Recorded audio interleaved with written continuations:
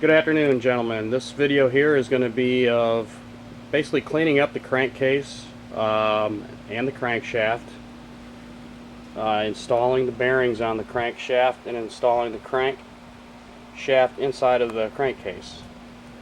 But the inside of this crankcase, as you can see here, maybe you can't, it's very, very rusty, which is not good. So we're going to clean the rust out, and I'm going to prime the crankcase. Makes it for a lot cleaner job. And also I've took the liberty and glass beating my valve assemblies and a bunch of other stuff here. High pressure piston, nice and clean. Hold down, our hold downs, nice and clean. Let's see, here's the real nasty one that was stuck. She's nice and clean. What you're going to find anytime you rebuild something like this, you're going to spend a lot more time cleaning than you are putting stuff together. We got the bearing carrier here. You can see how rusted it is. This all has to come clean. At least in my eyes it does. Got quite a bit of rust in here. Just going to use a wire wheel on some of these things here, like the crankshaft here, for example. It's got all kinds of rust. Not on the journals, but on just the counterweight part of it. We'll basically use a couple items like this inside of the head here as well to clean up all this rust. I'm going to rebuild the valves today. I'm not going to put them in the head yet. I'm still waiting on the high pressure wrist pin. And so I'm just going to start cleaning up, and you'll see the results as it comes along. Alright, now everything's been cleaned up, wire wheeled, and blown out, washed out with mineral spirits. Got the crank all polished up here. Ready to go. There's just a tiny little bit of pitting right here. But that's not really much to worry about, in my opinion. It's not a race car. And then the cylinder here also came really nice and clean. The inside here is all nice and wire wheeled up. You can't get every single area, but I got probably a good 95% of it. So it's just a matter of priming the crankcase, putting the bearings on the crankshaft, and assembling the bottom end. Alright, got the crankcase all primed up here. Turned out really nice. Nice and clean. Cleanliness is next to godliness when it comes to this kind of stuff, in my opinion. Gasket surfaces have all been thoroughly cleaned. Inside the crankcase looks quite nice. And our crankshaft here. And then the bearing carrier. Let's just prime the inside of this. Makes for a really nice, neat job, if you ask me. I got one thing to bitch about here. I went out and purchased all OEM Quincy parts, as you can see here. And Quincy used to always brag about having Timken bearings. Even went so far as to put a decal on the crankcase that said equipped with Timken bearings. And these bearings here, you can see that, are made in the lovely country of China. Yeah, very nice. Was it just this one? Maybe it was just a fluke, right? No, they're all made in China. I never even heard of this company before. P-E-E-R. What's that? Per. Per what? Per American standards? Probably. Oh well. Thanks, Quincy. I guess you had to make a couple bucks off me.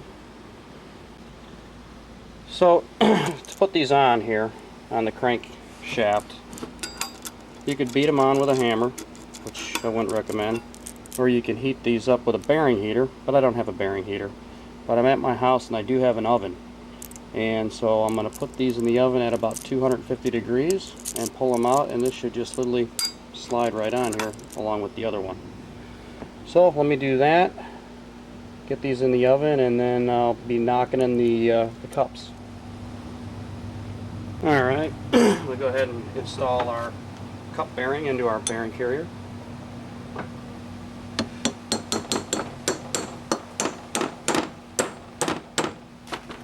Keep our crankshaft from bouncing off the table.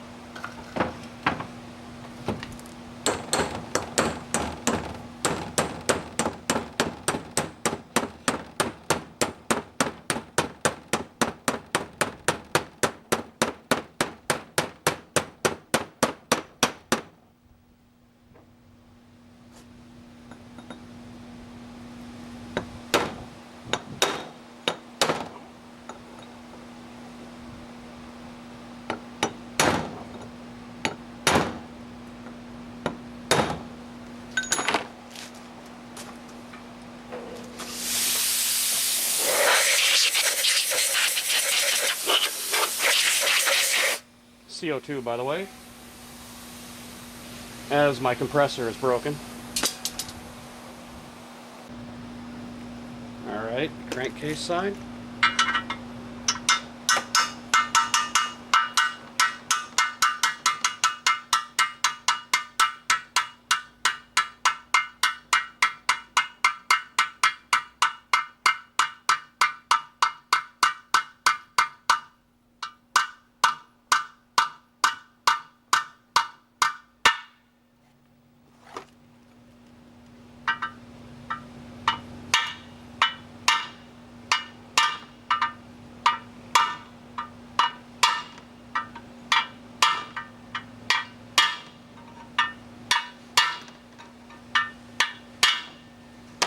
That'll be good for now.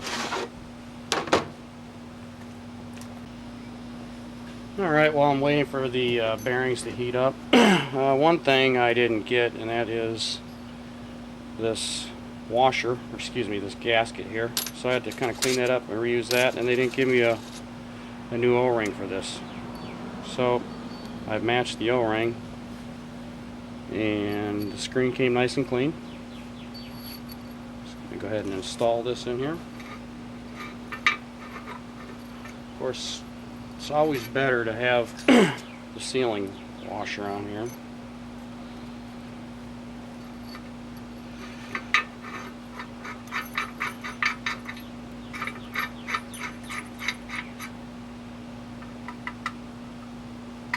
Not to tighten that down yet.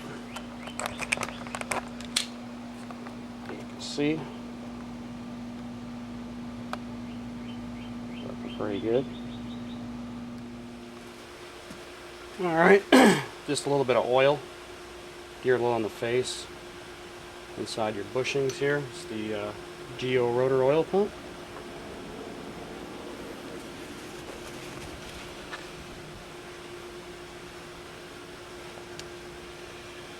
And then we're going to replace the O-ring back here.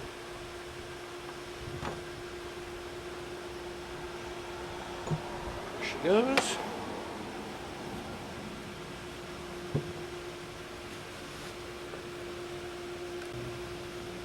Alright, on to the rear main seal here.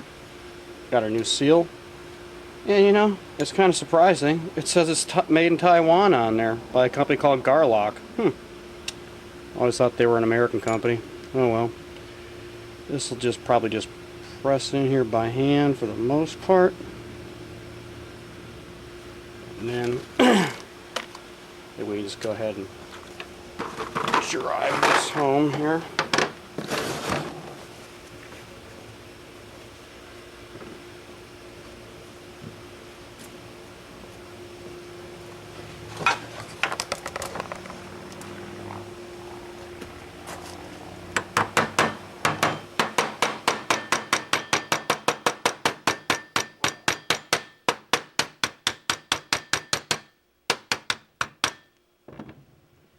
That should just about do that. Alright, we got our new O-ring for the cover. A little silicone high temp grease on here. You don't really have to do this, but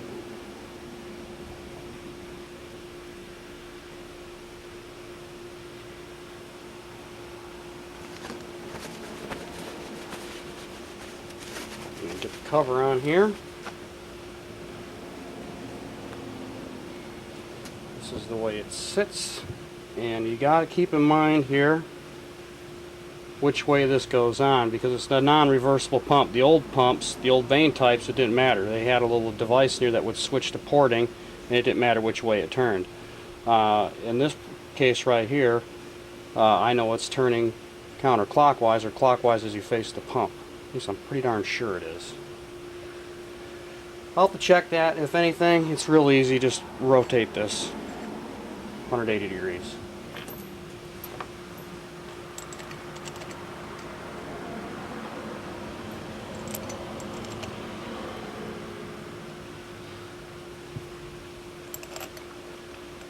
And then I'll go ahead and tighten down the bolts.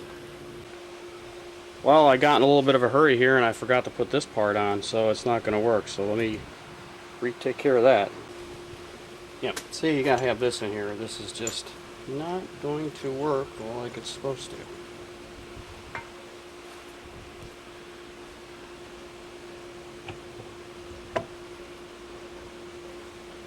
And then put the bolts on. Alright, that's better. And then just, of course, make sure it turns over freely, as it does. I also got one more discrepancy, and I didn't drive this in here far enough. So, let's see if we can't remedy that right now.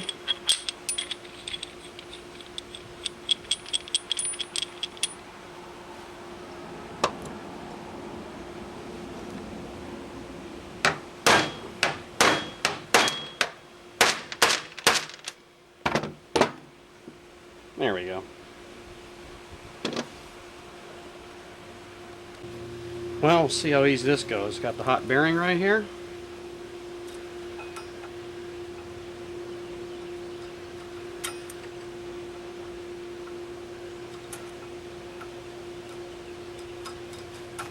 Well, we'll have to get that one a little hotter. Try our flywheel side here.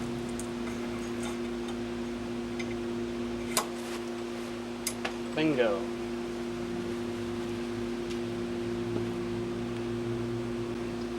And you'll see once they're on there, they're not coming off now.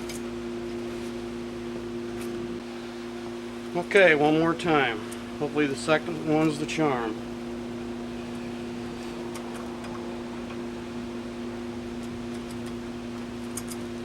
Well, gentlemen, we're going to put this on the old-fashioned way.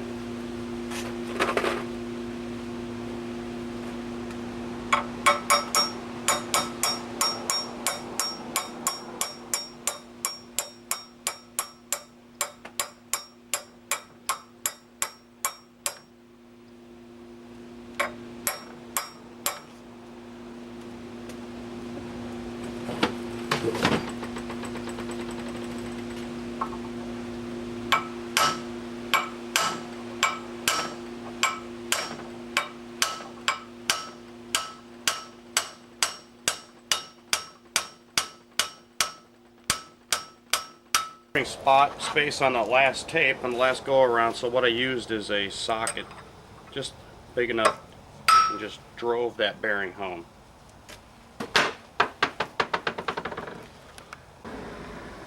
Okay, the next thing we're going to do is install our orifice, and that's going to be on the side of the crankshaft that's got the flywheel on it on this side right here. Just make sure the orifice is clean. We've already got the inside of the crank all nice and clean, so we're not worried about that. These don't need any piped up, just tighten down. They really can't come out of here.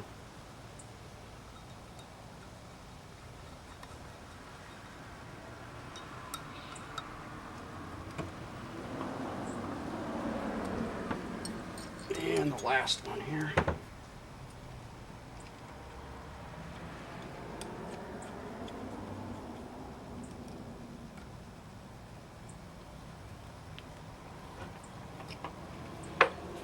And then I'm going to use some 30 weight non-detergent oil, and I'm just going to lubricate our bearings.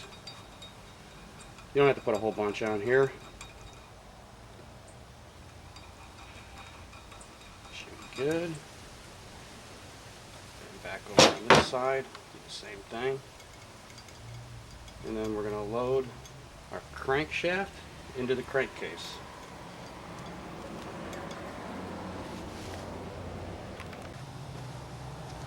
Alright, you get your crankshaft here, and you'll notice on this end, this little recess right here is where you have to load this in here. Or it won't fit, as I will show you.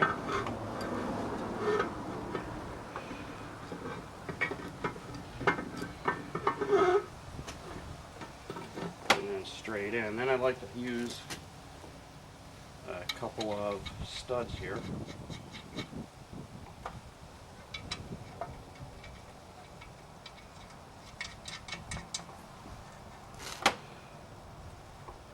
Get our gasket.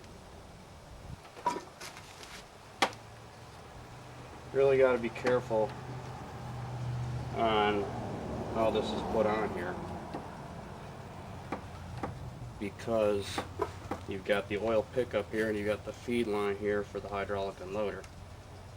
So you don't want to mess this one up if you can possibly avoid it. And you can see we got all our holes exposed here into the hydraulic unloader, so we'll grab our oil pump.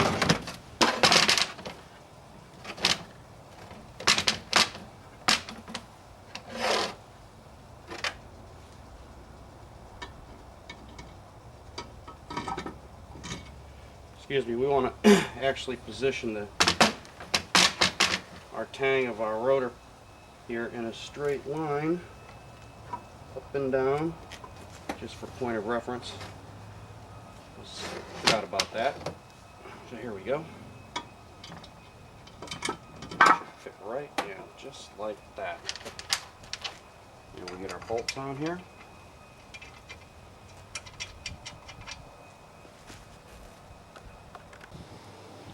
Alright, now with the bearing carrier bolts all nice and tightened down, get over to this side here, and you can see we've got ourselves a pretty good end plate here. So, we take our seal housing with our seal in it. You can do it without the seal too, no, doesn't matter. Put all our bolts in here.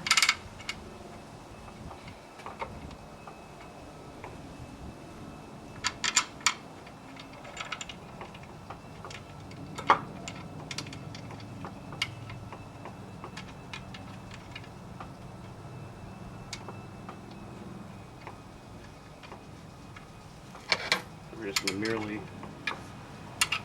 start turning this in. This is going to move the cup in closer and closer to the cone. See, we've got a long ways to go here, so.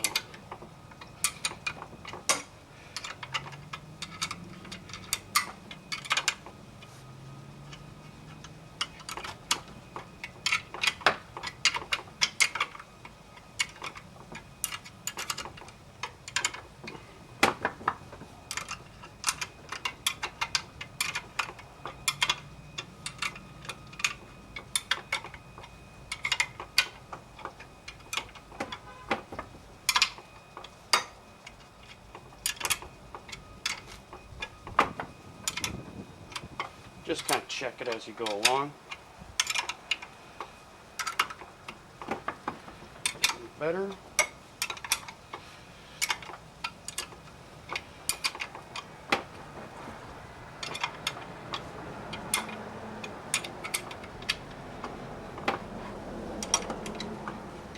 I want to do is just get this thing to the point where it's just a little bit too tight, like that. You wouldn't want it like that, so loosen your bolts ever so slightly. This should still be tight. Give it a good whack.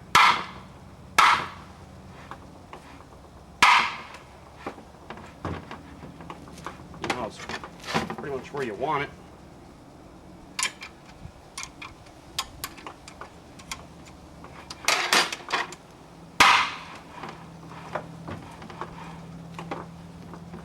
any end play at all. It's kind of like setting wheel bearings on a car.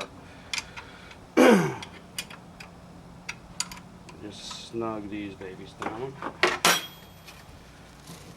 And we'll take our shim pack here. Let's see what we got here.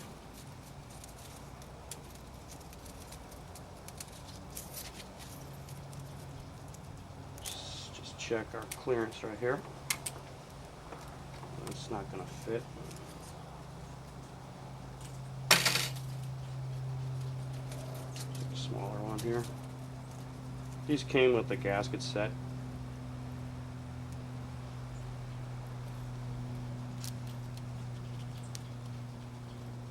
That right there feels, it might be just a little bit snug.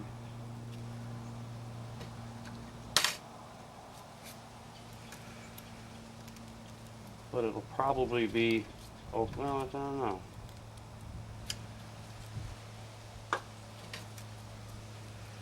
I'm going to just do one more little adjustment here. Just take out this one. Put this thicker one here. This is a used one.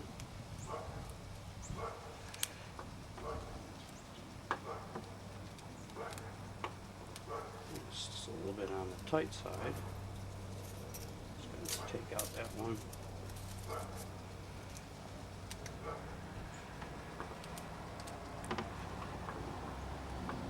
That right there is what we want.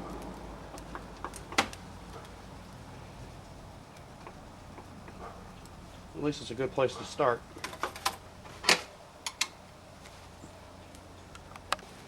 Alright, got the shims in. Just tighten this down. And just see where we're at here.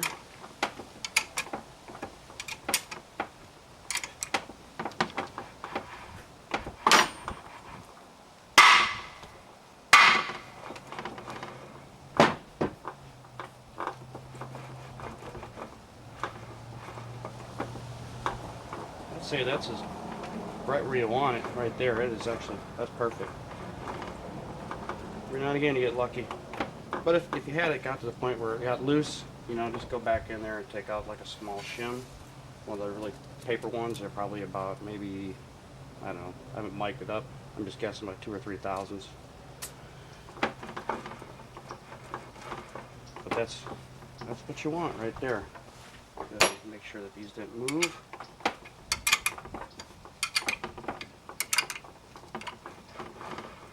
Good to go.